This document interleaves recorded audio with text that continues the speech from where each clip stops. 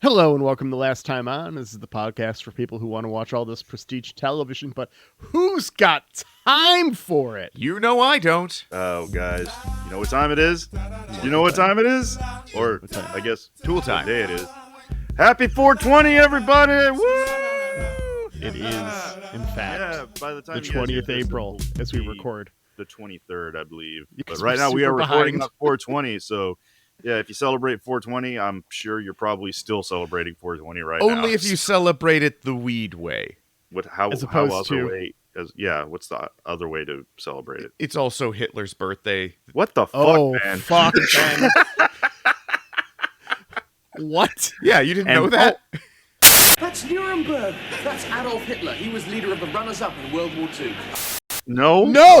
No, I did not bother to learn Hitler's birthday at any point. Never in my mind have I gone, oh, I wonder what Hitler's birthday is. I only know it Never because- happened. I only know it because I was warned, hey, watch out for people who are celebrating on 420, but it's not about weed, because you I don't think want it to would be deal with pretty those obvious people. the difference of who's celebrating what in that case. Yeah. But honestly, don't we all wish that little Adolf would have just stayed home and smoked weed instead of doing anything else? I saw a really funny TikTok the other day that was like art student builds time machine, and he's all like, that's it. I'm tired of having to learn about this fucking Austrian painter. He sucks. I'm going back in time and changing this.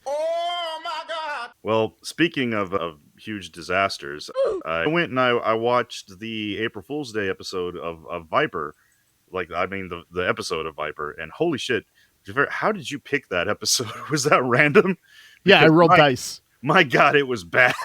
I literally just was all like, not doing the pilot, grabbed the dice that I happened to have in my dice tray, rolled them, count that many episodes, went for it. Wow, man. I just figured I listened to the podcast episode, so it's kind of spoiled for me. Anyway, I might as well watch the episode. You know, Yeah. no rules broken there. And wow, it is so bad. Man. And you know what's amazing is that show had 22 episode seasons for 4 seasons. I miss 22 episode seasons, man. Yeah. I've been freaking pissed, man. Especially because I've been binging Shogun, and good Lord, they are moving at a snail's pace. I'm like, man, we got one more episode before. Okay, no spoilers, but I was promised big freaking, like, they've been teasing the cannons and the samurai battles, and I'm like, I want some fucking cannon and the chain shot. They mentioned the chain shot, and I haven't seen the chain shot yet. It'll come around. Yeah. Anyway. I appreciate our new prestige TV lifestyle, but it does also mean, like, 8 episodes. Yeah. You got to be economical with it. You don't get the weird stuff you get in the 22 or 26 episode seasons where you're just like, Yeah. and I understand it all now. Okay, we've written 50 of these. What do we do? Okay, they go boxing. Whatever. That's why every show had a boxing episode. I'm catching up on Ghosts right now, the US version on CBS, and that is a sitcom that has 22 episodes, like the days of yore. 22 episode seasons, and it's fantastic. By the way, if you haven't watched Ghosts, it's I a have lot not. of fun. So the basic premise is this couple inherits this mansion. Shortly into the first episode, one of the main characters trips, falls down the stairs, has a near-death experience, and when she recovers, she can now see ghosts. And she finds all of the ghosts that inhabit this old-ass mansion that they've inherited. That does sound familiar. There's a UK version that ran for 2 or 3 seasons, but only has like 8 episodes total or something. Is that the one with Ricky Gervais, or am I thinking something else? That's The Office. Oh, no, there is a movie where... I know. but I believe unrelated. But yeah, that does make me think of one of my favorite comments about British TV is one of the most celebrated British TV shows. It ran for 30 episodes over 10 seasons over 25 years. Put on the telly to the BBC, to the BBC, yeah. Yeah, well, by the way, Shameless season 2, episode 4. Yep, a beautiful mess. And I don't know what your guys' childhood experiences were like. So I want to learn a little bit more about you guys. Especially you, Victor. Yeah. Well, it's just because I've known Xhafer yeah. I know Xhafer's sister, so I've heard stories. It's not my enduring personality and my Victorian charm. Yeah. Its overexposure to me makes something new look fun and interesting. So I'm just, capping it at what you feel comfortable sharing. What is your guys' trashiest, lowbrowiest childhood memory? Like something that would fit into this show. And I'll go first so you guys can think about it. I had 2 friends who decided that they really, really wanted to go vandalize a bowling alley sign. Like they had one of the signs up like Wednesday dollar bowling, Thursday leagues. And so wrote down every word they were using in the sign and then spent like an hour with them trying to figure out what they could use from the letters that were there to make it say the funniest thing. They run over to try and start moving the letters around, immediately snap one in half, panic, and come diving back into the car just as like the neighbors next to the bowling alley's dogs start barking.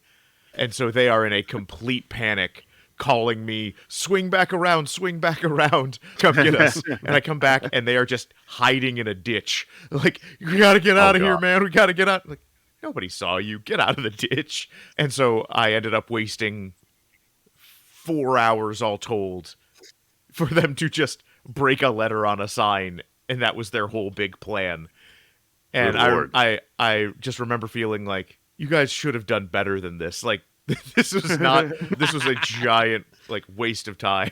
Well, what did you end up doing anything with the letters? No, because they just snapped one in half and heard a dog barking and just ran off into the night. It. Okay. In high school, I did some dumpster diving. Like that's something that would fit into the show. I've peeled off and ran from like mall security guards from dumpster diving, even though it's perfectly legal. It depends. No. So anything thrown away becomes part of public domain. That's like a Supreme Court case. Like they can't get you for theft for taking things out of a dumpster. It's trespassing. It's trespassing. They can get upset at you for. But it depends a lot on where you do it, because depending on your state and municipality, strip malls and malls in general are considered public spaces where you can't be prosecuted for loitering or trespassing. I know a little bit about this because I had an ex-girlfriend who was really big into dumpster diving, and we live in I live here in the TCU neighborhood in Fort Worth, which is one of the most expensive universities in the U.S. I think it's in the top 10 list. So there's a bunch of fucking spoiled ass rich white kids who live in this area. Yeah. I mean, we've got like 19, 20-year-olds driving fucking BMWs all up in this. There's a ton of them parked across the street from me. And yeah, my ex-girlfriend was really big into dumpster diving. She like found when the end of the semester was going to be, when all these kids are going to move back to California or wherever, and we'd go over and she would find all kinds of like designer clothes. And I've got a pillow upstairs. I'm not ashamed to say this, but this is a fucking real ass goose feather pillow that one of these kids just threw away. Like, these things aren't cheap, dude. It was a nice ass pillow. And yeah, it was, anyway, yeah.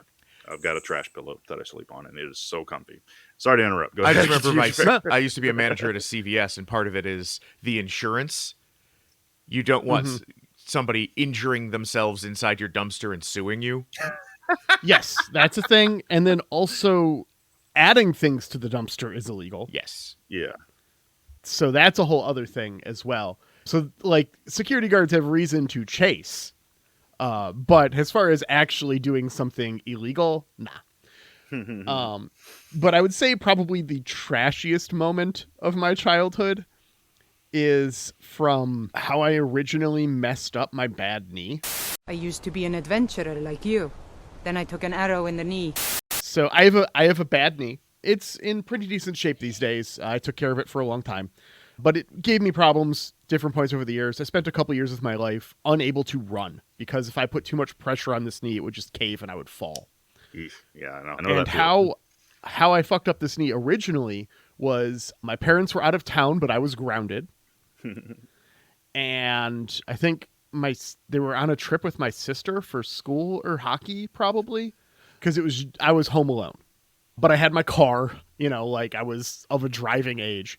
And so I went to the mall with my best friend from high school, Jay, and we were just doing stupid shit. And I ran up the down escalator. We were doing this, taking turns going up the down escalator at this very empty mall. And I fell and tore open my knee really bad. You could see tendon and stuff. Like it was really gross. And because I did not want to go to the hospital because I was grounded, we went to Jay's parents and in the upstairs bathroom just poured hydrogen peroxide on my knee until it stopped foaming to make sure that it wasn't infected because escalators are gross. And the hydrogen peroxide, we found out over the years, actually did more damage than the initial injury. Oh, wow. And that's why my knee was so fucked for so long. Ouch. That feels like That's that brutal. could happen in this show. Yeah. So I guess that's got to be the You the needed a trashiest moment Veronica from my in your childhood. life, too. Yes, to tell us to use alcohol Yeah. and not hydrogen peroxide on a deep wound. Yes. Yeah. Wow, that's savage. Yep. So the first thing that came to mind immediately, it still counts as childhood, I guess, because I was probably 18, 19 at the time. Mm-hmm. I was living on South 5th Street in Austin, and this was back in early 2000s, back before it was gentrified and it was a shithole. And I think I had just moved in because one of my other friends had moved out, and it was my buddy Mikey, Nate, Aaron. Well, anyway, their names aren't important, but I go over there. They were hosting a LAN party, and yeah, haven't heard that term in a while, have you? So I go over there for a LAN party, and I go to use the bathroom. They're out of toilet paper, so I have to go get a paper towel from the kitchen or something. And the toilet clogs up, and I'm like, guys, where's the plunger? And the response I get from the other room while these guys are playing StarCraft is, no plunger, dude. You got to shit pipe it. And I'm like, what shit? What does shit pipe mean? So this is the plan, this brilliant plan these guys had to save money on like $1.99 plunger. They took the shower curtain down, so there's no shower curtain. They took the shower rod, and what you do is you jam the rod down there into the toilet and blow on the other end to clear out whatever the clog is. So they explained this to me. So then I asked what I felt was a very important question. I asked, which end is which? The response was, we don't know anymore, dude. How often do they do this? No. I know, right? Well, dude, we were 18, 19, having LAN parties. We were nerds. We had a diet of Mountain Dew and ramen noodles. I imagine it happened once in a while. So, yeah. So, fucking shit pipers. The shit pipe. I'm just gonna throw this out there. J hooks are like $3 more than a plunger and 100% worth your time. Just buy a J hook. You'll be happier in the long run. I don't think I'm familiar, so thank you. Yeah, I'm writing that down. I think I know what Yep. you're talking about, but I might not be sure. It's in the plumber's aisle of Home Yeah. Depot. They're like $15, Mhm. and they are a giant auger on a big J pipe. Oh, is that the which- one that has the crank on it? Or is it? Yeah. Oh. It has a little crank on it. And so you like set it inside the toilet so that it goes up and in and then around so you don't damage the insides of the toilet with a metal auger. And then you can go like 4 or 5 feet down and clear out whatever the problem is. I need one of those for my garbage disposal because that bitch is broke. Don't use an auger on a garbage disposal. Well, I'm out of ideas. Damn it. So, We'll talk about it later. This is not going to become a home repair podcast. hey, man, you never know what you're going to get on last time on, man. We've got great advice. I've got some helpful hints. but Dumpster we'll talk about it diving, later. shit piping. We cover everything, dude. So a couple of things here as this episode starts. Debbie yelled at us, like specifically the three of us, wanting to know why we're watching the show like this. I love that. I thought that was a lot of fun. And I'm glad that we got that before the skip recap came up. Like, Yeah, thank you, Netflix, or well, thank you, show, for having a bumper before the actual recap, because it gives me a moment to not spoil things instead of just going straight into the recap. But I really appreciate the where the fuck were you? That's, you know what I'm It was doing. awesome. Yeah, I noticed the skip recap had a lag, as a delay. So Yeah. I caught the beginning of Lip talking to a fucking army colonel, it looked like, but that was it. Then I skipped recap and I kept myself pure. I saved myself for the episode. But We've got a real theme song now, theme too. song and credits. I did put that down. Hey, yeah, you mentioned I that. was in the so first excited. Yep. I was like, oh, Xhafer's going to be happy about that. Oh, and by the way, I was wrong about this show being based on a book. Because I actually saw it this time with the credits popped up in the opening credits. Previously I just saw based on whatever, and I just assumed that it was a book, but no, it's actually just based on the original British version of Shameless, which I accidentally watched the other day because I couldn't get my girlfriend couldn't get her Netflix account to work, so I just looked it up. I'm like, oh, it's streaming on Freevee. And then I loaded up this episode, season 2, episode 4, which was totally fucking different. So, so that's interesting. And IMDb, that's a flaw with IMDb. Both these shows have the same name, but it doesn't differentiate. It says available on Netflix, Freevee, Tubi. No, it's not. It's British version is available for free on all those, but this one is apparently only on Netflix. So anyway, FYI. We open in media daycare. Yeah. Run by a minor. Home daycare run by a freaking 11-year-old. Not even. She's in 4th grade, which would make her, what, like 9? It mentioned they mentioned that she's 11 because her birthday is coming up. I don't know. Okay. I can't remember what grade. I have a lot of questions about the kids' various ages. Yeah. But also, especially our new cast member, Ethel. Yes. Who the hell is this girl? Yeah, so all kinds of stuff happened here. We have so many questions. I have to wonder if perhaps we've made a mistake. If perhaps we've made a critical error by picking this show. Is this show just a whirlwind of bullshit constantly that will be unable to follow by skipping episodes? It's not a mistake. It's perfect. This is what this show is made for. It's a stress test. Hell yeah. Right. Okay. Fair. So we get some rapid fire stuff right off the top of this episode. We get the daycare. We get Ethel. We get Fiona being chased by someone's wife, Lucy whose Jo, husband she had slept with. Yeah, she comes in pretending to Lucy be Jo. trying to get her kid into daycare, and then just punches Fiona in the face for sleeping with her husband. I don't think she was pretending. I think she just had the baby and was like on her way to, I don't know, go shopping or whatever, and was all just like, oh, by the way, while I'm in the neighborhood, I'm gonna go fight this bitch. So I just happened to be carrying her baby. Sounds like Chicago to me. Baseball bat. She's got baby in one hand, baseball bat in the other, just chasing Fiona.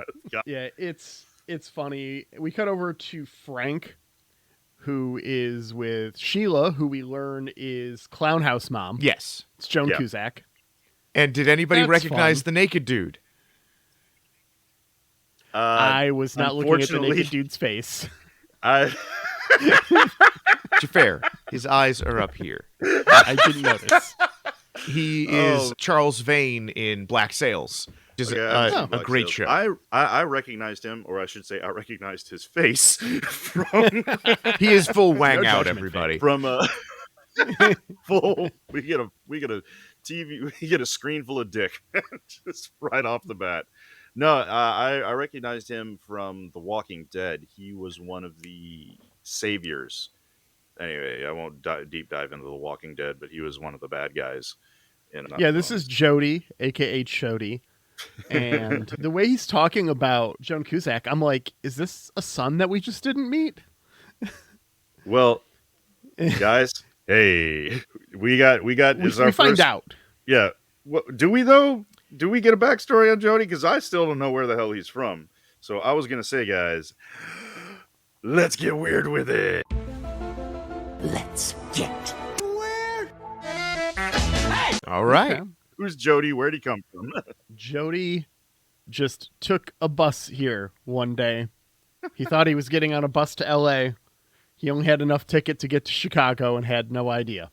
He grew up in rural Ohio because he looks like the type. He does. And he was hoping to make it to LA to start a career as a actor I was gonna say of the hair adult model. variety.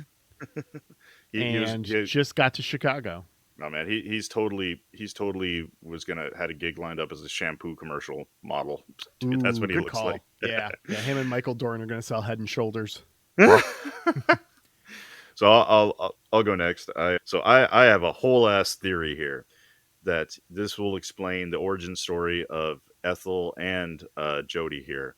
I think that the bar that is the main bar of the show, the Alibi, which by the way is a great name for a bar, It is. is yeah. There's one named that right by me, actually. I'm gonna say the owner died and they're trying to keep it a secret, right? And because Kevin works there, and it's hinted at that Frank lied about working there, and so what they do is they go into the to the office of the owner.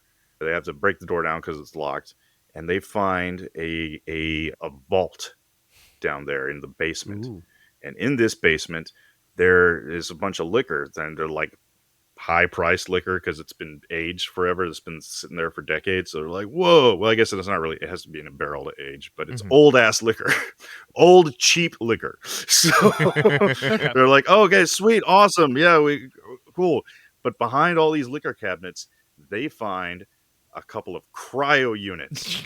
And because I got the vibe from Jody here that he's just not, he's got a weird vibe, like he's not from this time. It reminded me almost of Encino Man, like he's this fucking caveman. So I think he is a dude from the 50s along with Ethel, like the 50s or 60s, and they unfroze them and their memories are like fuzzy, and that's why Ethel is Ethel with her Mennonite looking clothes and her, I don't know, maybe Jody is also from the same cult that Ethel was in. And yeah, they unfroze them, and that's why Ethel is living with Kevin and Veronica, and Jody is sleeping on the couch at Sheila's place. And that's because later we find out that Jody and Karen are engaged, but Jody sleeps on the couch. So I think he has that 50s mentality of like, oh, we can't share a room together until we're married. Yeah, that's my theory. Okay. All right. Well, I want to know how close I am. I have to try and one up cryopods in the bar basement. So I'm just going to go with Jody. Jody seems like a very go with the flow kind of guy. I don't know. Fair. Maybe I'm wrong, but he seems like the kind of guy where you'll meet them and people will say, "Hey, man, still waters run deep." Like, it doesn't look like much is going on there because he's thinking about deep stuff. And I'm like, sometimes it's just a puddle. Like, it's still waters because there's nothing there. So I think Jody could not tell you where he's from. Jody, it has passed through his mind. It is gone. Jody seems to very much go with the flow. He does not catch that Lip is out to get him. He doesn't see that Frank is using Sheila. It is just commercial jingles going on behind the scenes. So I believe that Jody is as close as you can get to an actual tabula rasa. Like, he is the perfect blank slate man. For listeners at home who don't know what a tabula rasa is, could you give us a definition? Because, asking for a friend. A tabula rasa is a blank slate. It is... Is that what that means? Yeah. Yep. What the hell? All these years, I've heard that term in various places, but I never bothered to look it up. Dear Diary, today I learned. All right, well, we got weird with it. And we do, so part of this is we find out that we now have 3 houses of ne'er-do-wells that we are following the activities of. Yeah. Well, we saw this house last episode. Yeah, but in it the- is a Yeah. going concern, and now Frank has moved from main Oh, house yeah. over to Sheila's house. Well, I'd say it was already a concern, being how many fucking clowns are up in that house previously. So Yeah. it is a different kind of concern now. Oh yeah, so I'll say that. Lip buys some weed from Karen, but is not getting sex this time, which is a recent change due to Karen's engagement. Yep. Now I have a question here. Okay, so Karen's rolling the joints, and she says to Lip, 200 bones at 50 cents a pop. So does that mean she just rolled 400 joints? Because I did some math. It's not Xhafer level math, but it is math. It counts as math nonetheless. And There it's aren't 400 joints in that bag. yeah, but how much does that mean? She's selling weed at 50 cents a joint. Is that what the going price is for weed? Because I don't. I mean, this is 10 years I mean, it's ago. been a while. That's That seems. still... Yeah, you can't even get bubble gum for 50 cents a piece, man.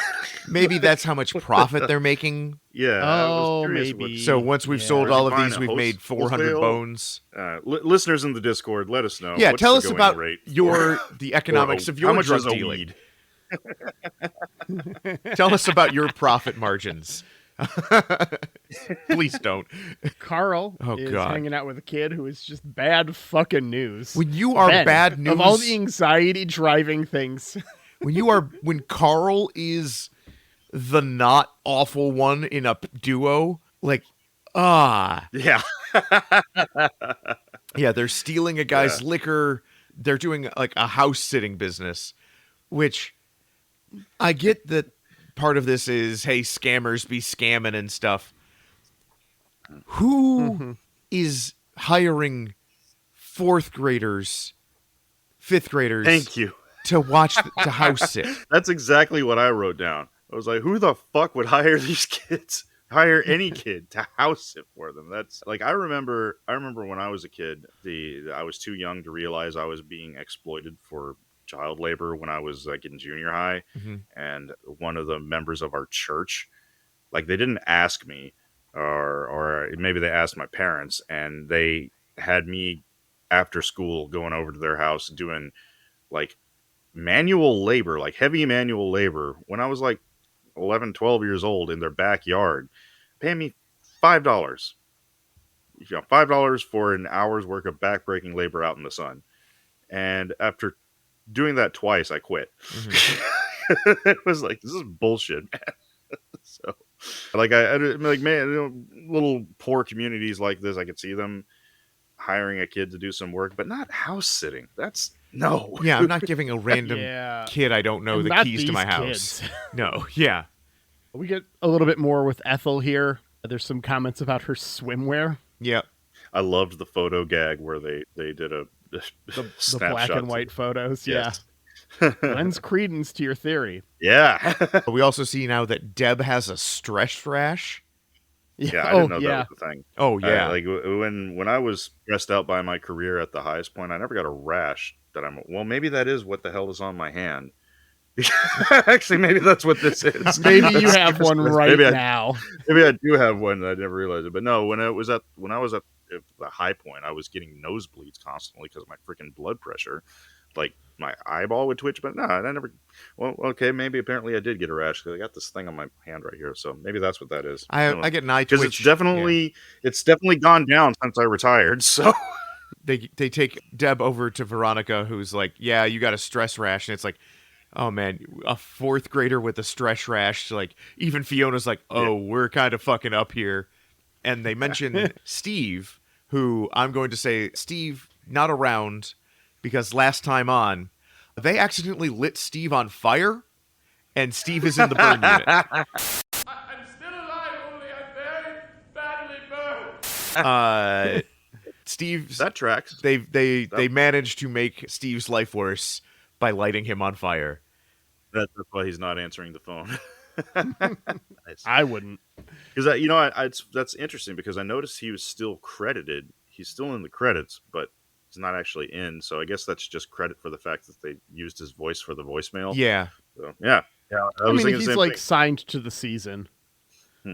I had a different theory for where Steve is.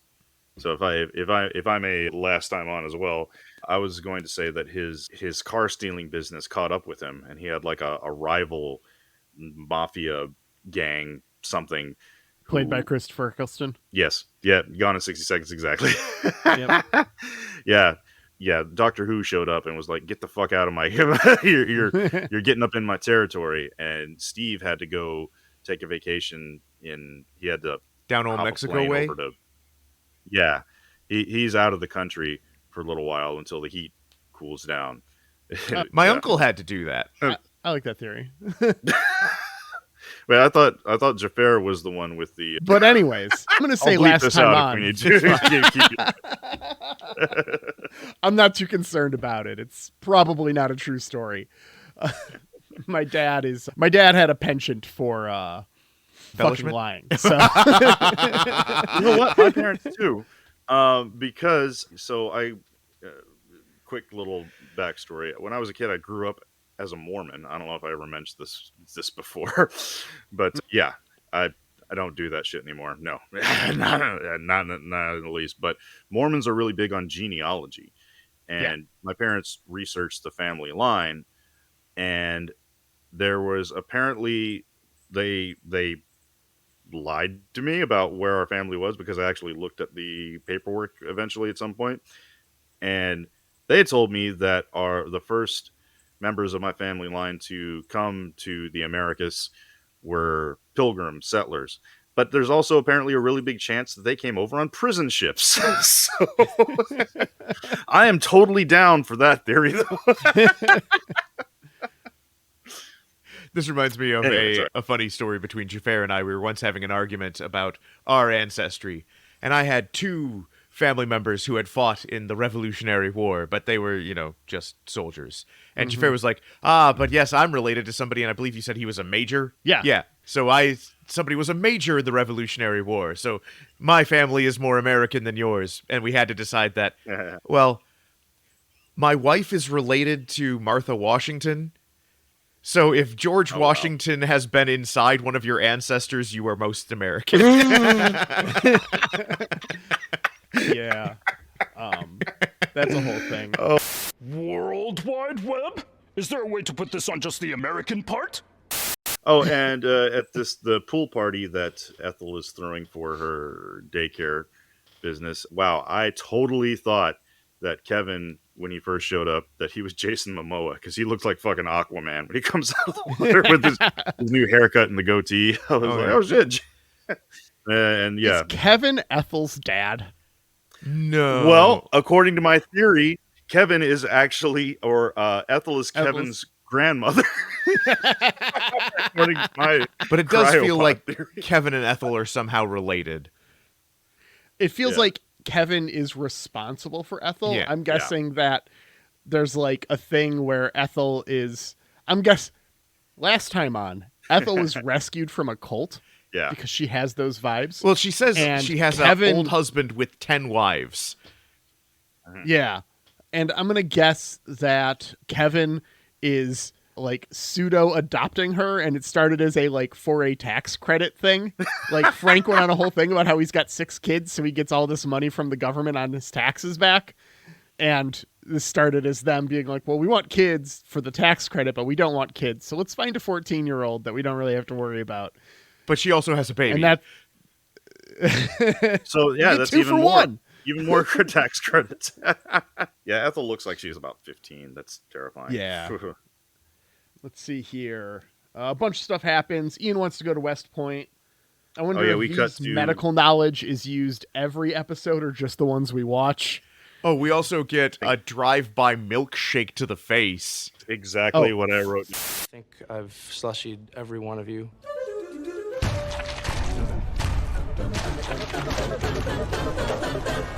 The thing that gets me about this milkshake to the face is Lucy Joe isn't driving. somebody else's. Yeah, I noticed that. And that other person can't have been Craig because she had to tell this person, hey, pull over to the right lane. I'm going to do a thing. Slow down. And she should have played softball because he's just right to the face. Yeah. Yeah. Let's see. Did we skip over Lip, the Joker, and this new girl shoplifting? That's Ian wanting to go to West Point. Yeah. They're just going through like a strip mall, just casually shoplifting. Yeah. Yeah, this is Mandy. Yes. That's the girl, yeah. Our next bit here, that in my notes at least, is Lip is going full on creeper. Mm-hmm. Oh, yeah. Karen leaves. Mm-hmm. And he's looking around for info on her boyfriend, but all he does is confirm the nickname. Yep. We also see Sheila has some very intense OCD, but she's also like actively working on it. And it makes me sad because I'm like, I like Joan Cusack, and I also like this person, and I'm just like, please get away from the Gallaghers, please. Yes. Yeah. Well, I wrote down, it seems like she's got agoraphobia. Am I pronouncing that right? But people who are scared of going outside.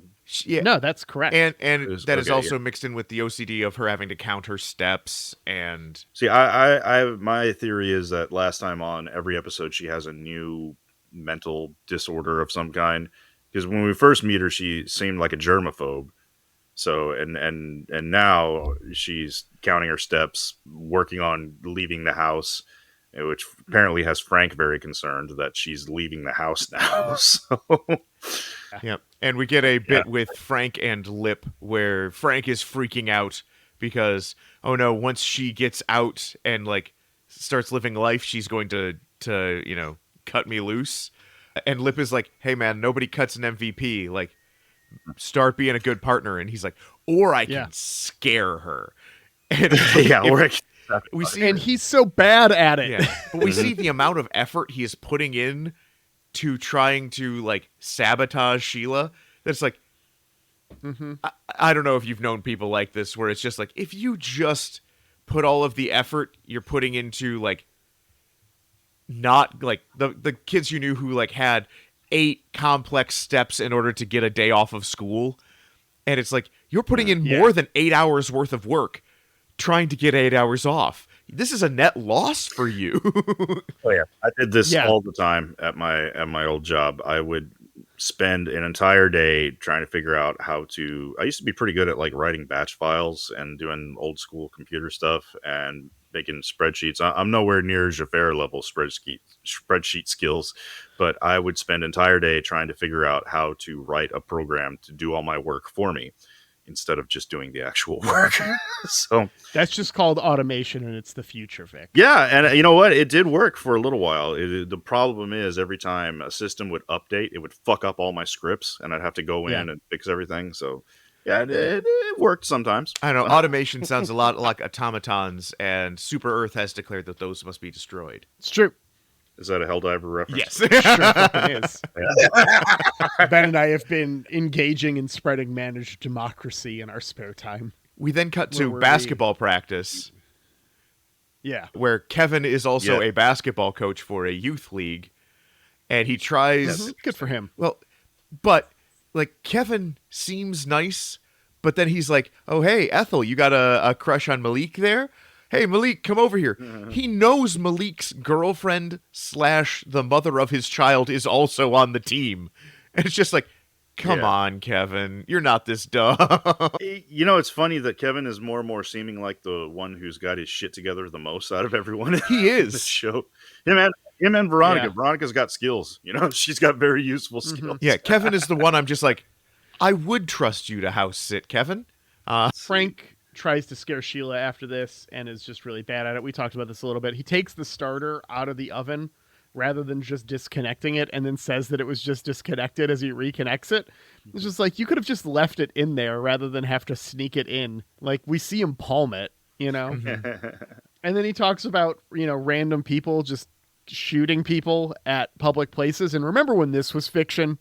No, this was 2011. It was happening. Yeah. I mean, it was still shit, less he's than it was back in the 90s. Was it though? 90s was pretty violent. Anyway, I don't want to get into it. No, I'm saying that, the 90s was worse. That's when violent crime in America peaked. Yeah, that sounds about right. Yeah. What was I going to say? This is when Lip shows up and tries to get some more dirt on Jody and also tries to convince Karen to leave him. We cut over to Ethel and Malik hanging out. First, we see a banner, though. Yes, Lucy has a protest sign with her 3 kids. Dude, I got to say, I wrote down some of the insults that Lucy spit out because, man, they're great. She called Fiona a filthy penis mitten. I'm saving that for later. That's it. It says, "I'm gonna beat you like a piñata till candy flies out of your ass." I got to use those at some point. Those are great. It's fucking gold. I miss the piñata parties. You remember that, Ben? I do. I cleaned up at those. This used to be a thing that we'd do sometimes in college where we would fill a piñata with candy and dollar shots. Yeah, the little airplane bottles. Yep. Yeah. I remember that. And the secret... I cannot believe... Oh, go ahead. The secret is, 1, be more sober than everyone else, which I usually did. And 2, people revert back to their piñata basics. Hey, what's the candy I'm looking for? If you get all of the little bottles of booze, you can trade for whatever you want. And so in the time it takes you to grab a bag of Reese's Pieces, I've grabbed a little thing of rum. And when you're going for that second thing of Reese's Pieces, I've grabbed another thing of rum. And then later, you will happily trade 3 packets of Reese's Pieces for just 1 of my little things of rum.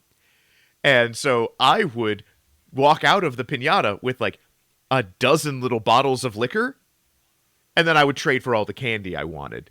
Because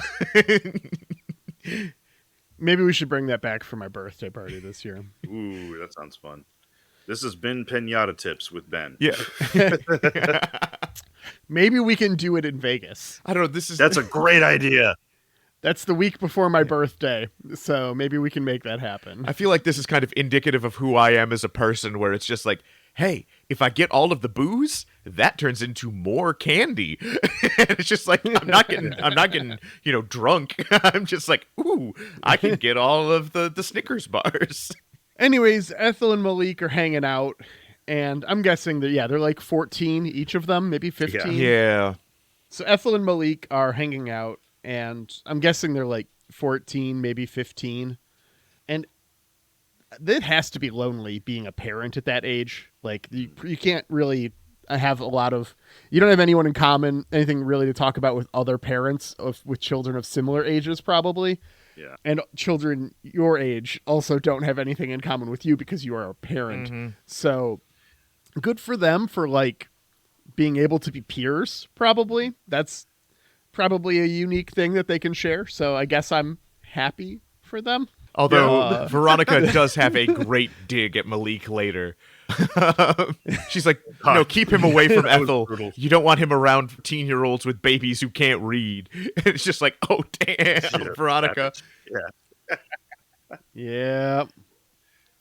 Let's see. Lip tries to get... what?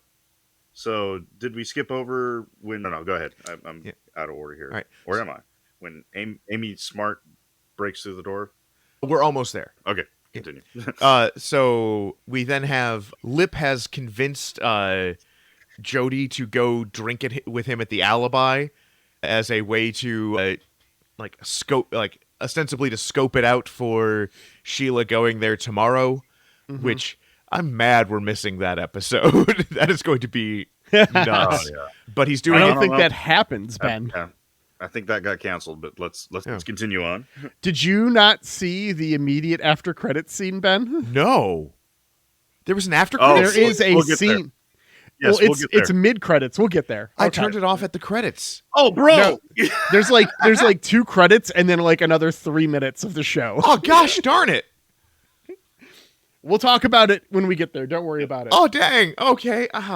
But so Lip is trying to get Jody drunk so he can like find out his secrets And Jody is just like, nah, I don't want. Jody doesn't drink. I don't drink. You know, it's fine. Whatever. Not interested. And so he has Kevin spill his Pepsi on him so that he can steal his wallet. And his wallet is even more of a like white noise machine than Jody is. Where it's like, hey, there's a picture of a poodle wearing pearls. That was really cute. I mean, it's just like, it's the sort of thing where terrible person. Oh yeah, Lip is a monster.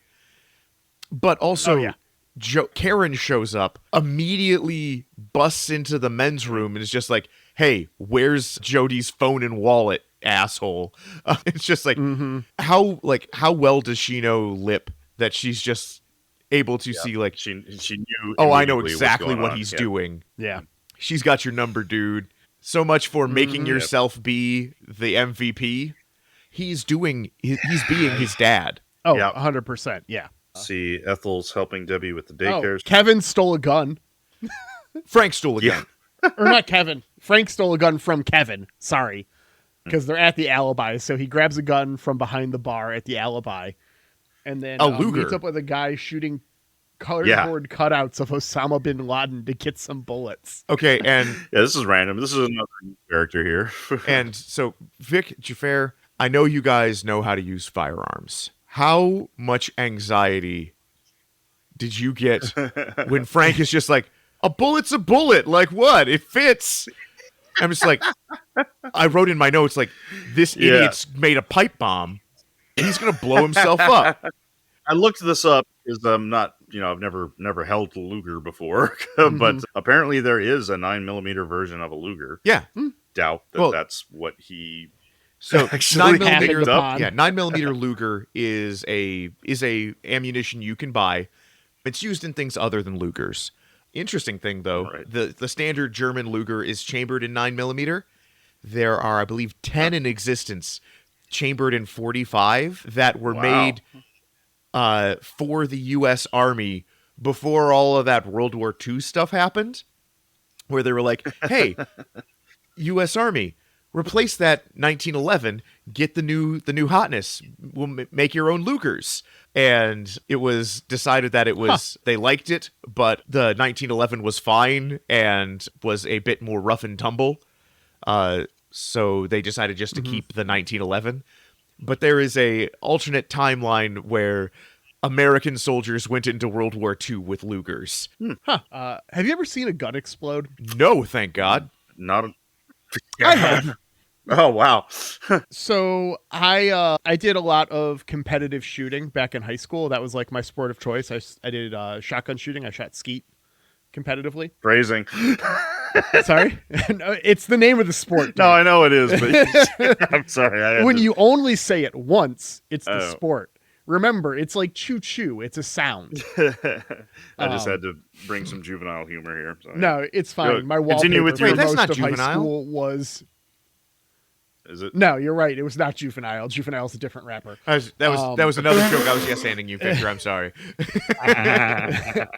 My wallpaper back in high school on my computer was a guy shooting skeet, and the out of the barrel of the gun was "aw skeet skeet skeet," like drawn out. Like, so like I get it. Like it's a fun joke, but at an event once, I saw someone had misloaded a choke, which is a adjustment you put in the top of the barrel of a shotgun in order to help control the pattern of the pellets, right?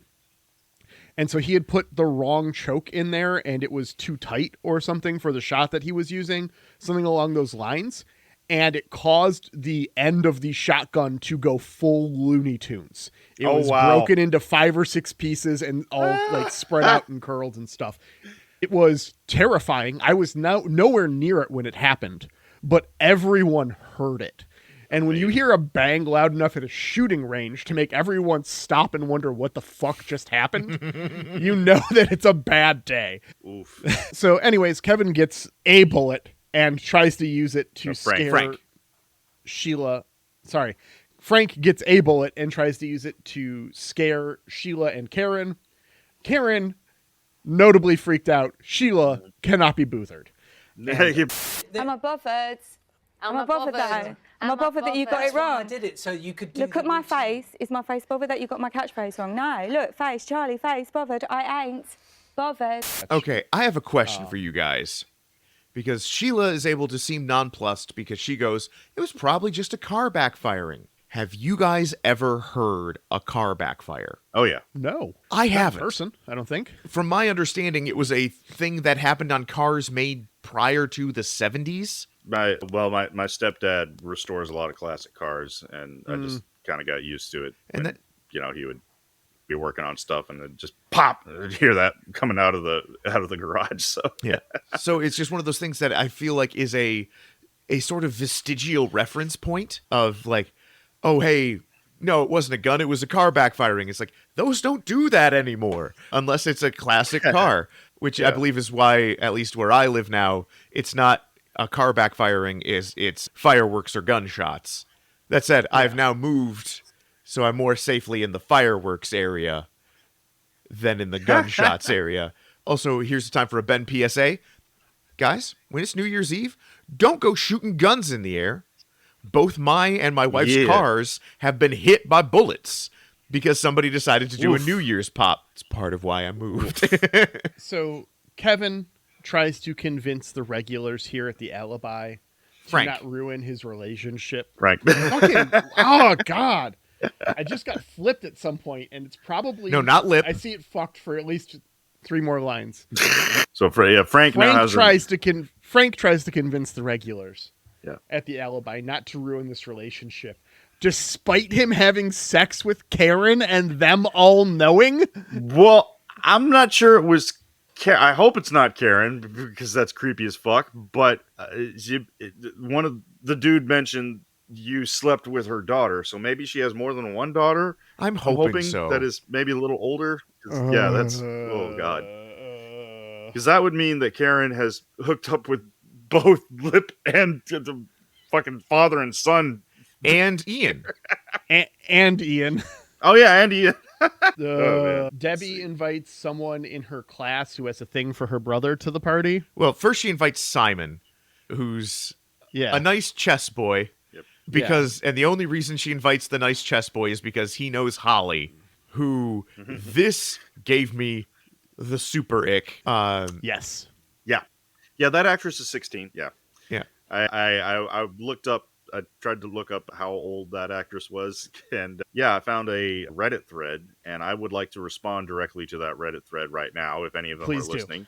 Yeah, they mentioned it was like, oh yeah, she was 16 at time of filming. And, a bunch of people in said thread were saying an r.shameless. We're saying, yeah, what's the big deal? Because apparently the age of consent in most European countries is between like 14 and 16. As soon as you know the age of consent guys, anywhere, you should just go to jail. I would just like to say that, unless you're that age, and I guess you're looking about yourself because you've got questions. No, you go to jail. It should be part of sex education, to be perfectly honest. I would just like to say I do not consider myself patriotic, despite my career choice. The United States has tons of problems, many, many problems. But in this case, we got it right. Okay. 18, that's, fucking God bless America in this one aspect. Okay. So uncomfortable scene with Holly Herkimer. Okay. So for listeners listening, we're referencing, they go to Holly's house to invite her over to the slumber party. And she comes out wearing like freaking next to nothing and high heels. Right. Yeah, she is. Yeah. She's very much the teenage girl on her way to a pool. We hope. Yeah. I guess. I don't know. Yeah. It's you weird. Wear heels to a pool though? I don't know. I don't know. This whole thing bothered me so much that I was just like waiting for it to end. Yeah. Just like I don't know about. Yeah. I knew girls in high school like this. Where it was just like, of course, hey, I've decided that I'm going to hypersexualize myself. I knew she was too young because of her hands. Like, you can tell a lot about a person from their hands. Not a lot of people know this, but her hands just made her look very, very young, like teenager. You can tell a lot of a person by their hands. Like, you can tell their age, you can read their palms, and you can tell their future, and you can count their fingers, and you can tell if they're AI created or not. So, yeah. tell a lot of things about a person by their hands.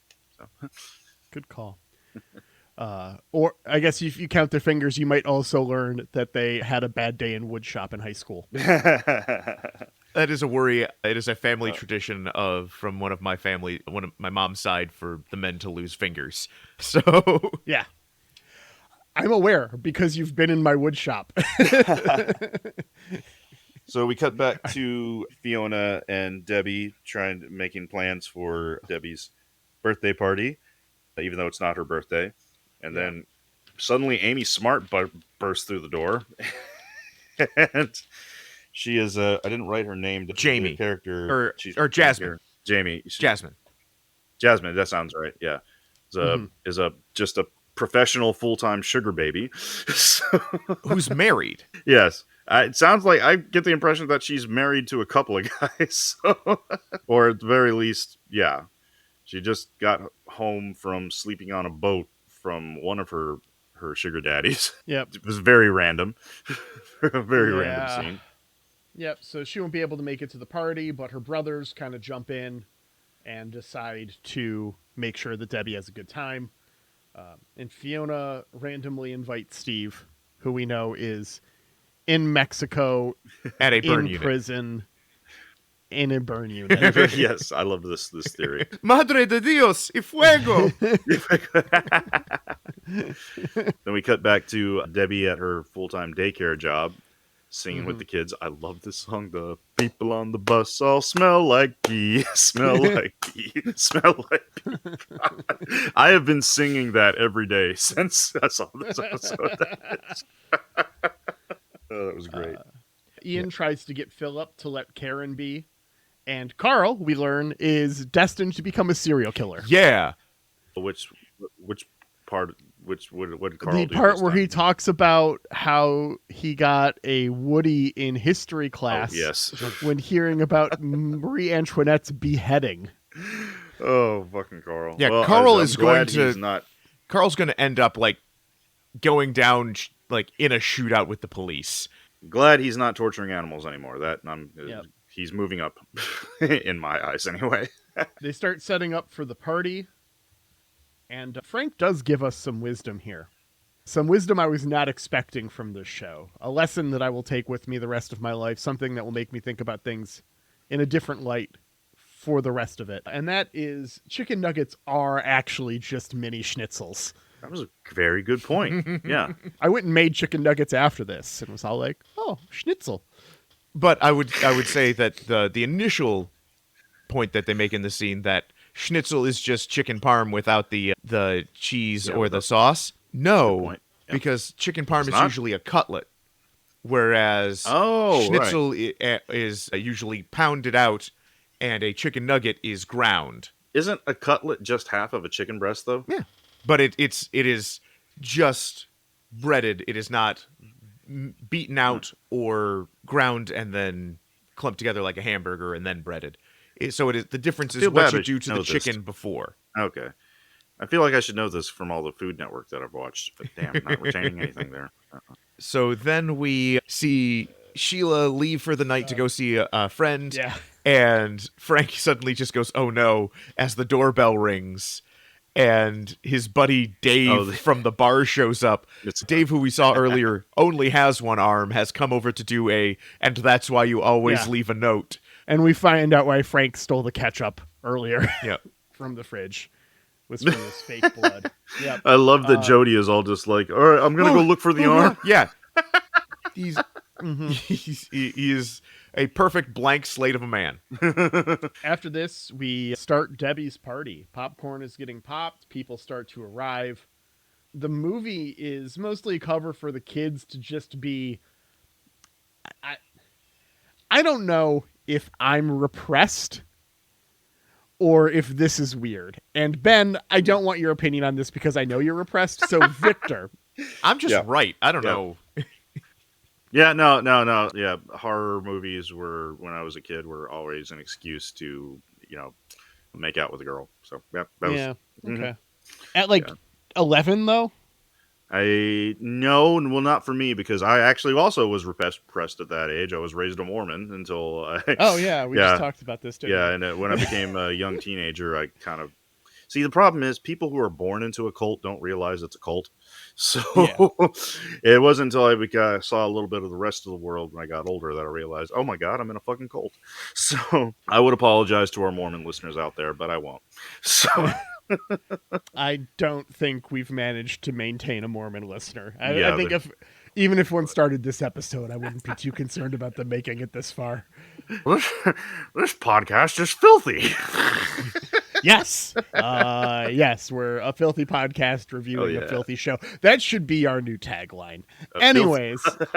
This did make me sad, though, because while they're watching the movie, I don't know if you guys caught this, Simon tries to put his arm around Deb, who slides under it to like try and put the 11-year-old moves on to Hank, who is ignoring her to smell Holly's hair. Oh God, that was so creepy. And it's just like I hate like pushing kids into a relationship in any way, but it's just like, come on, Deb. Simon is the only guy here who might make it out of this town. Yeah. Oh God, yeah, it was funny when they mentioned the Holly. Was saying you invited the Holly picky maker. Isn't she like 15? And Debbie goes, "It's not her fault. She's still in the 4th grade." Yes, it is. Yeah. Which, if they're in the 4th grade, that means she's held back several times. I don't know what your guys' schools were. At a certain point, like, you don't go to regular school anymore. I know they had a special school where I'm from, and we didn't have a Chicago size, school system. Yeah. That would be my expectation as well. Like this girl would be in remedial, like ours was called options. Options. That's You're hilarious. gonna need them.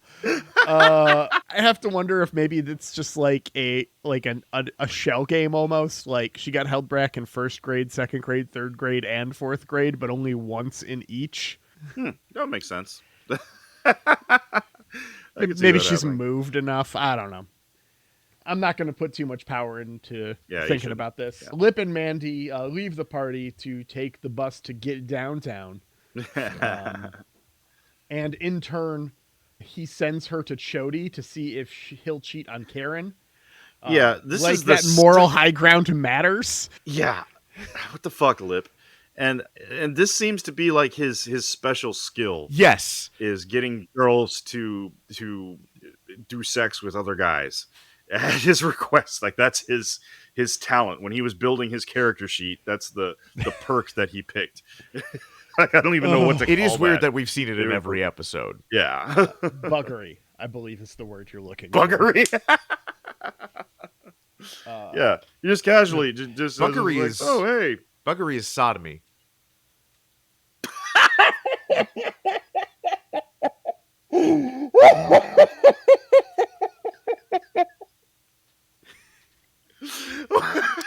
You're not wrong. No, I'm learning so many things this episode. This is like in the group chat the other day when you shat on my joke, Ben. I made the best fucking joke in the group chat, and you just shat on it completely because you didn't get a pun. I'm sorry. I saw the. You know what? I saw the push. Listeners, I was picking my son up from school.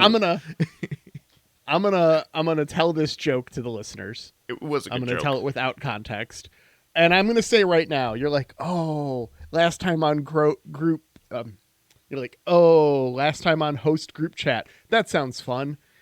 Sometimes, but it's 80% logistics. Every single podcast you've ever listened to where the people who were on that podcast do not live together has a group chat like this. And it is 80% logistics, 10% memes, and 10% reacting to shit that happens because of the podcast. And it's truly 80% logistics. You're not missing much. It's, hey, can we record today? No, I've got a sore throat. So, but we're in there and we are delaying the podcast so that a host can have some special time. I'm not going to get into details. And I go, well, in Laszlo's hierarchy of needs, sex is both the top and the bottom of the pyramid. Now, this is obviously a pun on I shouldn't say obviously. This is a pun on Maslow's hierarchy of needs. And it's also a what we do in the shadows joke because Laszlo is a sex-obsessed switch in that show. He's both a top and a bottom. So it works on layers. The joke is I can very hear funny. it in Matthew Berry's voice.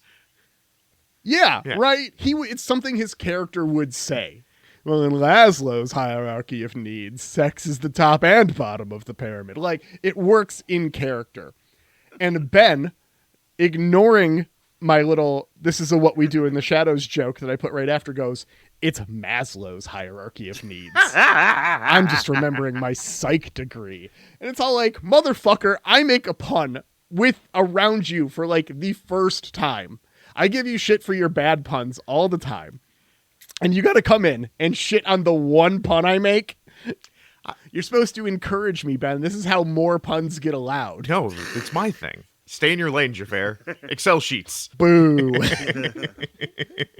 What we really need is an Excel sheet about puns. I won't make it. Oh, yes, you will. I think you will. So then we cut to Fiona is walking home from work, and she's picked up by a guy named Adam. Got a question for you guys. How long do you guys watch this with subtitles on? Yes. Okay. So how quickly were you sure that this wasn't actually Steve?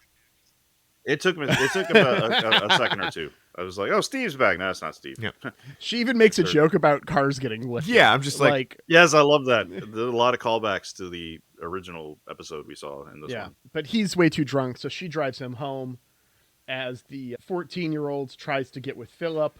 He turns her down. She storms out as Fiona arrives, and this is the moment the party combusts. Yep. I loved that Debbie was all just like, what the hell? Why couldn't you just do her so my party doesn't suck? Right.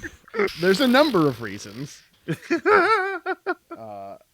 I'm really glad he didn't. Yeah. How old do we think Philip is? Well, he's still in high school, so is he? Wait, he is, isn't he? He might have been last season. He might not be this season. I think he's at least That 18. is how time works. Yeah.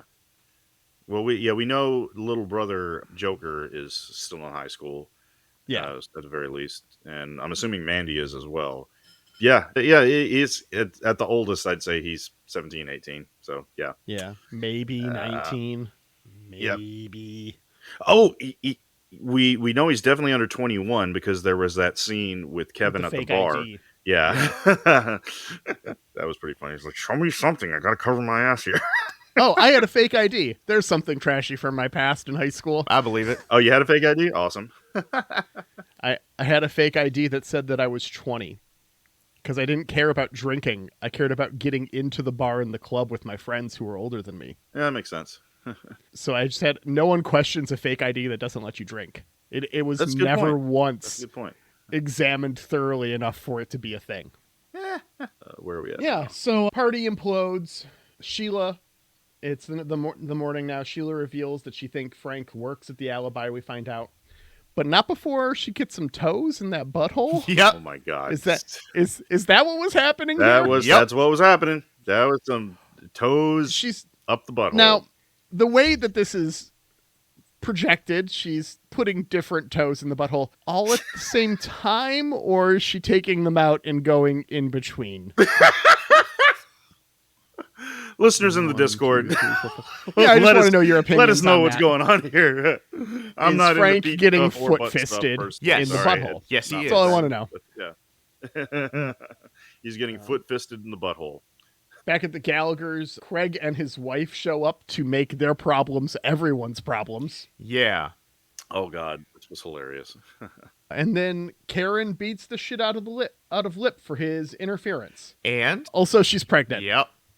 Yeah, that was odd. I thought that that after she dropped that, she's pregnant, everyone at the pool party was suddenly like, Yeah.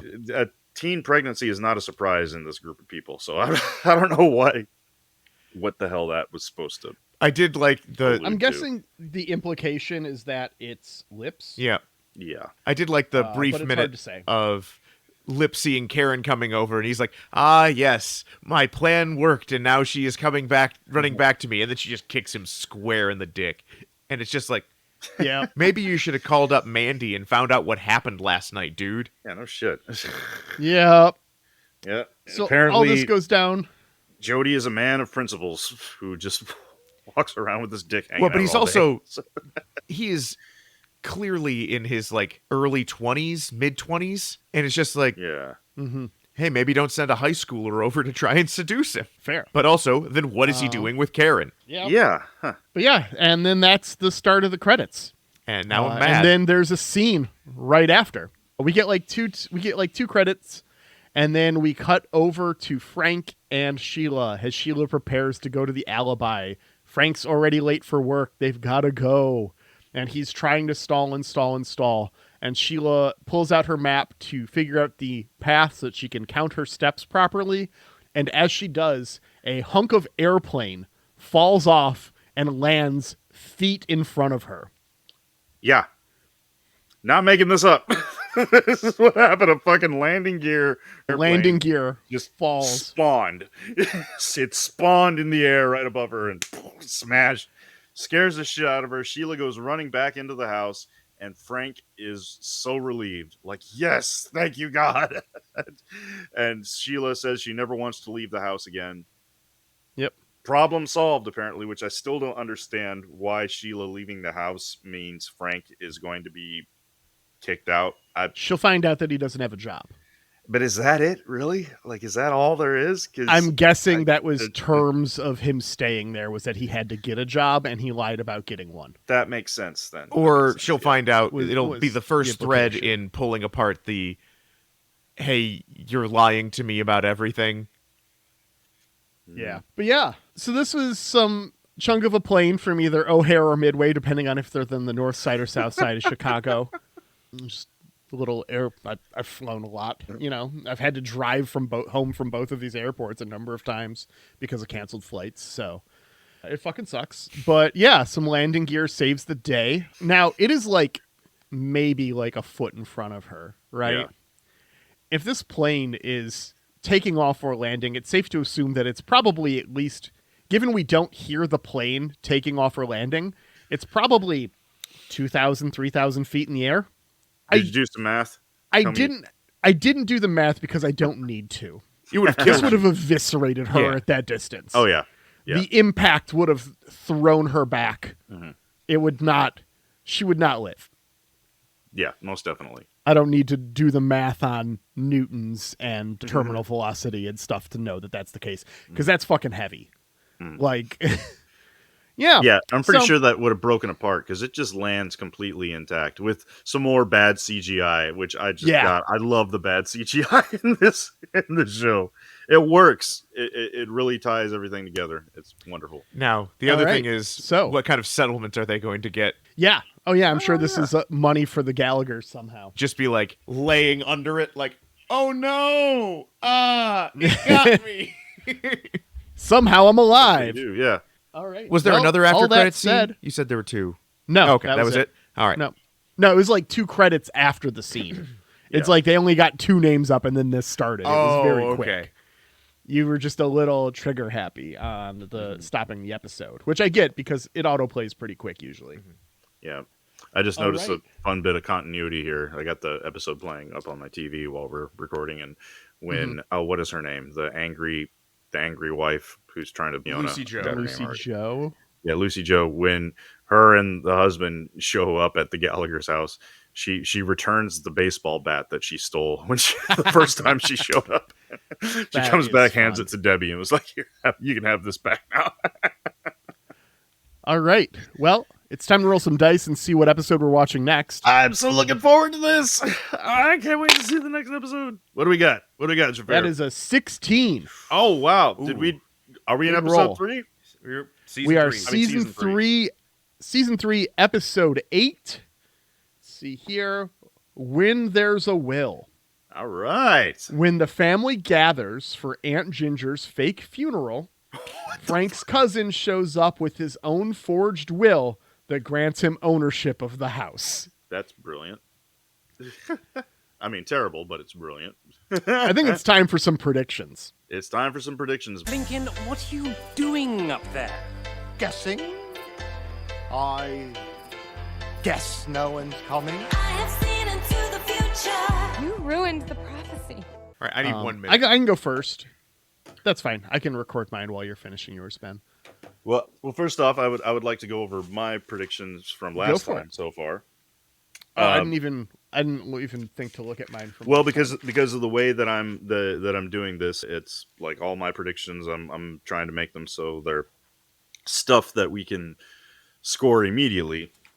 Because I'm doing mine off of things that we see happen during our watch through. And my predictions is that every episode we're going to watch so far is going to have crime, violence, and nudity. So we definitely had some crimes. We had Grand Theft Luger. That definitely happened. We had violence. Mm-hmm. We had Lip getting kicked in the groin. Oh, and of course the opening. And the gun. And did we have any nudity? Oh, yeah. Did we have any nudity, guys? Chody. Was there nudity? I don't know. It wasn't obvious or nothing. So... Also, Lip and Mandy. So, hey, I am... Mm-hmm. Yeah, I'm still at... So that would be 6 There's points. There's butts so in far. the theme song. Yes, so. there are lots of butts. All right. Well, my predictions this time are 3 of characters that we will never see again. Oh. All right. So this is... we will never see. This is in the episodes that we watch. Not necessarily no more appearances in the show after this point. We're never going to see Little Hank again, is my daytime prediction. Ooh, yeah. He's going to end up either in jail or... He seems transient. Speaking of transient, my evening pick is we're never going to see Adam again. Which one's the that? guy from the end of this episode who was drunk. He Not seems like Steve. he didn't get enough. Yes. Not Steve. Oh, we missed a good line, too, because he left his BMW parked out. Oh, out yeah. Will my car still be there in the morning? Parts of it. Yeah. And my primetime prediction, we are never seeing Ethel again. Oh, poor Ethel. Yeah. They're going to put her back in the cryopod. Child Protected Services or something, yeah. Oh, that reminds me. One of Lip's ideas to get at Jody was to put child porn on his computer. And it's just like... Yeah, of his little brother. Dude. Yikes. Little brother Liam. Lip, dude. Oh, God. Lip went full chaotic evil this episode. He is Little Frank. He is Little Frank. Very much so. All right. I got mine Ben, done. you ready? So I will go daytime. Every episode where we see Fiona, we are either going to see or hear referenced a male love interest that is new, that we have not encountered before. So every time we see her, there's going to be a guy she is hooking up with that is different from the ones we've seen before. My evening prediction, All right. Frank eventually does get a job at the Alibi. And my primetime prediction is Little Hank gets Carl arrested. Oh! I was going to say I agree with Ben's prediction that we're not going to see Little Hank again because he's going to be in jail. But yeah, that could also happen as well. I could very much see that. He's a bad influence on Carl. Yeah. Okay, so it's my turn now. My daytime prediction. So in this episode, we saw Carl taking a whiz on the plants that they're supposed to be house sitting of. I'm going to say at least one more time, we're going to see someone pee where they shouldn't. Safe bet. Yeah. At least once we're going to have an episode where someone is in jail the entire time. Yeah, that makes sense. And prime time, someone's going to get hit by a car with a bonus point if it's intentional. I like it. Yeah. Well, with all that said, do we have anything else to do before we wrap this up? Nope. We got to say thank you. Thank you. Thank you, Ripe, for letting us use Goon Squad as our theme. We really appreciate it. They're touring all summer. They've got a ton of shows. I think I saw a show by you, Vic. Check Really? I'm not going to put your address out or anything, but I think I saw a place that sounded like it was near you. So be sure to check out their tour schedule. Ben, they are not coming close to us. I think we'd have to go to Ohio. Oh, no one wants to go to Ohio. No one wants to There's go to Ohio. no reason to go to Ohio. But yeah, they're touring. So if you like our theme song, go listen to them. Their last year's album was fantastic. Go listen to it and go see them on tour. Give them some love. Most Great definitely. And speaking of giving some love, if you like our podcast, please feel free to leave us a 5-star review on Facebook or iTunes. And if you do, we will give you a shout out here on the show. And if you don't like our podcast, just keep that shit to yourself. Feel free to interact with us online. You can join the Last Time On Listener Lounge, join the What Happened Here Productions Discord, and shoot us an email at lasttimeon@gmail.com. Oh, and to get into the Last Time On Listeners Lounge, it's on Facebook. Just do a search for it. And the password is Wahapahar. Yep. And we will see you all next time on Last Time On.